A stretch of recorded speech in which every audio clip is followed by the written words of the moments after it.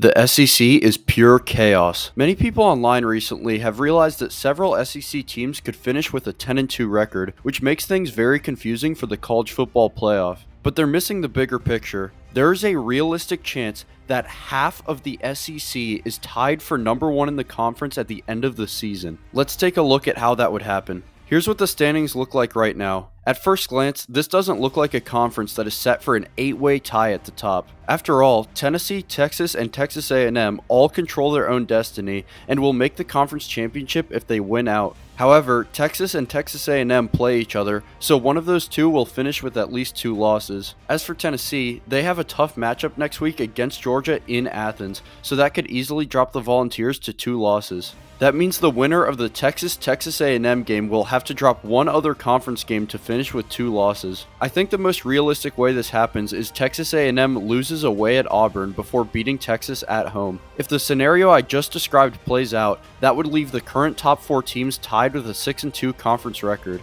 Alright, so what about the next 4 teams? Ole Miss, Alabama, Missouri, and LSU. Incredibly, none of these teams play a single other team in the top 8, so all they have to do is win out to finish 6-2 in conference play. So just to be extra clear, here is all that has to happen. Tennessee loses to Georgia, then wins out. Texas beats Arkansas and Kentucky before losing to Texas A&M, with the Aggies losing to Auburn the previous week. Then Ole Miss, Alabama, Missouri, and LSU win out. If that happens, every one of those teams will have a 6-2 conference record, meaning there will be an 8-way tie at the top of the conference. Now this probably won't happen, but here's why it's a possibility. The 3 big losses that have to occur all feature the winning team playing at home. Georgia, Auburn, and Texas A&M have to defend their home turf, and only 2 of those outcomes would be considered upsets according to the odds makers. Alright, so let's say this actually happens. Which teams get to play in the conference championship game? Well, let's look at the SEC tiebreaker rules. The first is head-to-head, and in a surprise to absolutely nobody, that is not a viable tiebreaker when you've got 8 teams tied for first.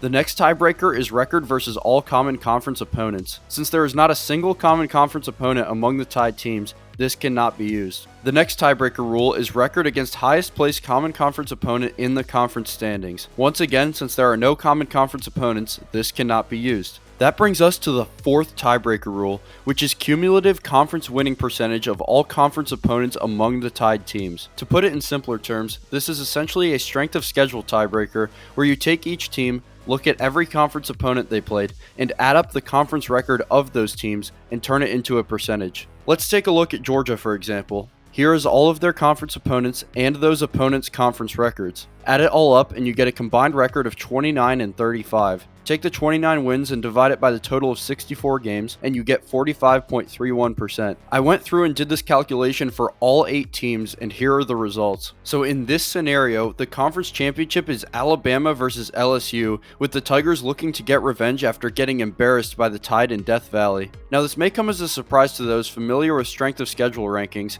since Georgia has the highest strength of schedule in the country. But remember that this system strictly uses conference play winning percentage, so their game against Clemson to open the season has no effect, and the fact that they played tough games on the road in Tuscaloosa, Austin, and Oxford also has no effect. Anyway, let's take a look at what would happen in regard to the college football playoff. The SEC championship game between LSU and Bama is high risk, high reward for both teams, as a win gets you a first round bye, while a loss knocks you out of the playoff entirely. It's essentially an early playoff game, which is what the title game was even during the 4-team playoff. Now for the rest of the teams. Including the conference champion, the SEC will probably only get to send 4 teams to the playoff, so some cuts have to be made. We can pretty safely eliminate Missouri thanks to their 2 blowout losses to Alabama and Texas A&M respectively. That leaves us with Georgia, Texas A&M, Ole Miss, Tennessee, and Texas. Despite their win against Georgia, Ole Miss would probably be left out here with a weaker strength of schedule, having played only 2 ranked teams.